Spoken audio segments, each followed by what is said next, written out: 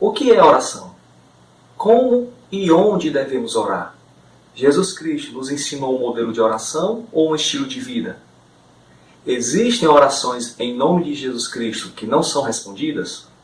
Esses e outros questionamentos você pode ver no livro A Oração Nossa de Cada Dia, Aprendendo a Orar com Jesus, do pastor Carlos Queiroz.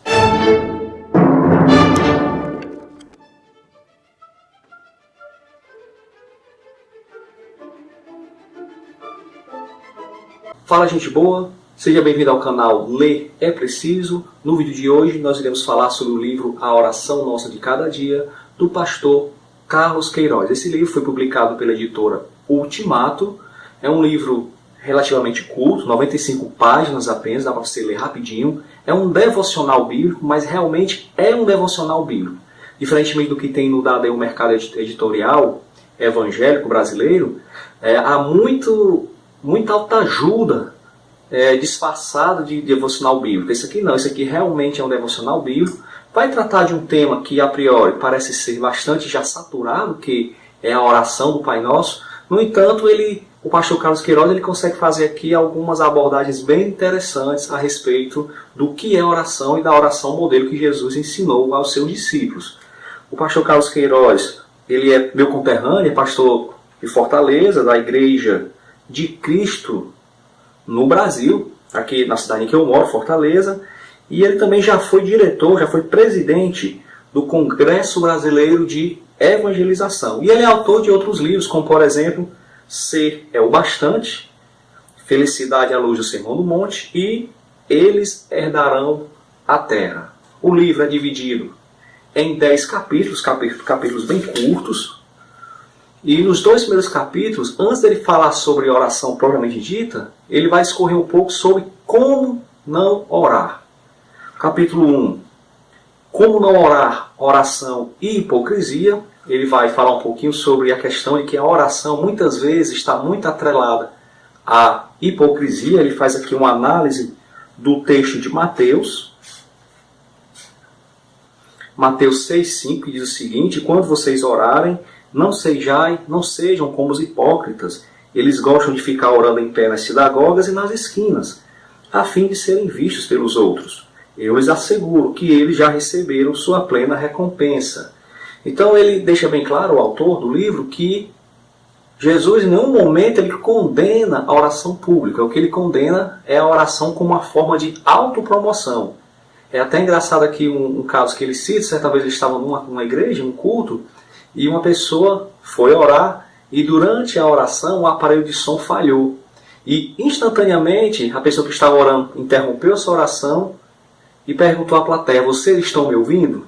Então mostra que inconscientemente nós podemos correr esse risco de não estarmos preocupados com a comunicação com Deus, e sim com a oração como uma forma de autopromoção. No capítulo 2, a oração, capítulo 2, como não orar, a oração e idolatria, ele vai falar um pouquinho sobre o atual estágio da Igreja Evangélica Brasileira. É que a teologia da prosperidade, por exemplo, ela tem criado um verdadeiro ídolo, onde o cliente, através do intermediário, do sacerdote mágico, ele tenta manipular a divindade através das suas orações, das suas petições. Na realidade, o autor deixa claro que essa divindade não passa de um ídolo. Não um ídolo material, mas é o ídolo do mercado, digamos assim. Nós vivemos na atual situação brasileira em que na maioria dos crentes, eles não passam de clientes e alguns pastores de sacerdotes que intermediam essa manipulação. Então, oração e idolatria também é uma análise bem interessante que o pastor Carlos Queiroz faz nesse capítulo 2. No capítulo 3, como orar ou como viver, o pastor Carlos Queiroz ele vai analisar Mateus 6,6, que diz assim: mas quando você orar, vá para seu quarto, feche a porta e ore a seu pai que está em secreto. Então seu pai, que vê em secreto, o recompensará. O pastor Carlos Queiroz aqui, ele nos informa que o termo para quarto em grego, desculpe aí os estudantes de grego pela minha pronúncia, é tameion. E esse termo, ele quer dizer aquele compartimento que fica na parte subterrânea da casa, como se fosse um porão, onde nós lá guardamos as nossas quinquilharias, digamos assim. Nesse local, nós não temos necessidade de nos escondermos sob alguma capa. E é nesse local que nós levamos somente as pessoas mais íntimas. Então, muito mais do que um lugar geográfico, quarto aqui, segundo o pastor Carlos Queiroz, é um lugar secreto da nossa alma, onde se escondem os mais íntimos segredos. No capítulo 4, a oração modelo, aqui se ele começa a explanar sobre a oração modelo que Jesus ensinou aos discípulos. E ele é uma análise rápida que ele faz nesse capítulo 4, e ele deixa bem claro que a oração modelo de Jesus, na realidade, não é uma prece a ser decorada com efeitos mágicos, mas é um estilo de vida. Jesus está ensinando um estilo de vida aos discípulos. No capítulo 5, intimidade e soberania, o autor vai dizer que o Pai Nosso, a oração do Pai Nosso, ela vai enfocar uma nova maneira de relação entre Deus e a humanidade. Agora Deus, ele é Abba, é o nosso Pai. Destaca-se o nosso aqui. Nosso Pai. Deus não é o meu Pai, mas nosso. Quando eu oro Pão Nosso, eu estou orando por todas aquelas famílias famintas. Quando eu oro pelos nossos pecados, eu estou orando por todos aqueles pecadores que são excluídos dos centros religiosos. Mas apesar de Deus ser nosso Pai, Ele também está no céu. E como Ele está no céu, Ele não pode ser manipulado pelos sócios dos negócios religiosos.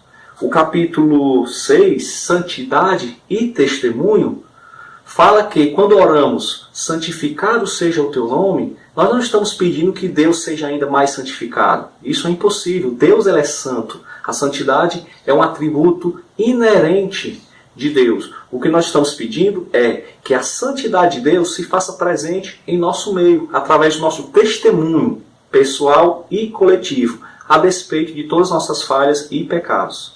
Capítulo 7, Governo e História. Aqui o autor vai enfatizar que quando se ora, venha o teu reino, se está lutando para que a justiça desse reino se faça presente na sociedade. E quando se ora, a tua vontade, assim na terra como no céu, se está discernindo a vontade de Deus. É muito comum nas igrejas as pessoas confundirem isso. Muita gente acha que pelo simples fato de, na oração, dizer em nome de Jesus, a oração tem que ser respondida. Muitos imaginam que Deus é obrigado até a responder essas orações porque se usou a palavra Jesus. Jesus, na mente dessas pessoas, ela não passa de um abracadabra gospel, digamos assim. É um amuleto mágico que irá responder todas as orações. E o autor é muito feliz aqui quando ele explica que não é bem assim.